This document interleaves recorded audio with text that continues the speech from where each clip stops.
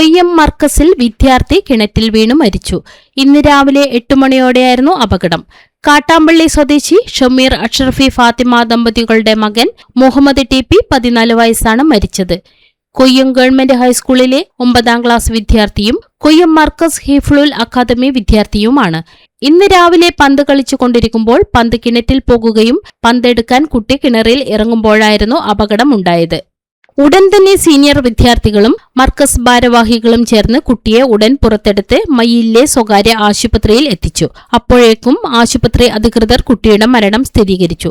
പിന്നീട് കുട്ടിയെ പരിയാരം മെഡിക്കൽ കോളേജിലേക്ക് മാറ്റുകയും ചെയ്തു. കൊയ്യം മർക്കസിൽ ഹിഫ്ദുൽ ഖുർആൻ അക്കാദമി വിദ്യാർത്ഥിയായ മുഹമ്മദ് കാട്ടാമ്പള്ളി, ഷമീർ അഷ്റഫി കാട്ടാമ്പള്ളിയുടെയും ഫാത്തിമ വളക്കൈ എന്നവരുടെ മകൻ ദുഃഖകരമായ ഒരു സാഹചര്യം മർക്കസിന് ഉണ്ടായി.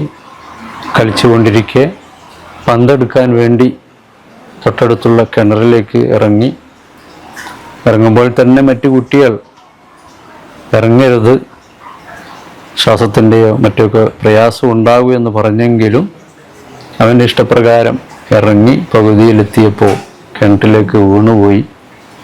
അങ്ങനെ സീനിയർ വിദ്യാർത്ഥികൾ പെട്ടെന്ന് ഓടി കുട്ടീനെ എടുത്ത് ഞങ്ങളൊക്കെ കൂടി MMC ഹോസ്പിറ്റലിൽ മയ്യിൽ എത്തിച്ചുവെങ്കിലും ഡോക്ടർമാർ നേരത്തെ തന്നെ മരണം സംഭവിച്ചിട്ടുണ്ട് എന്നറിയിക്കുകയായിരുന്നു.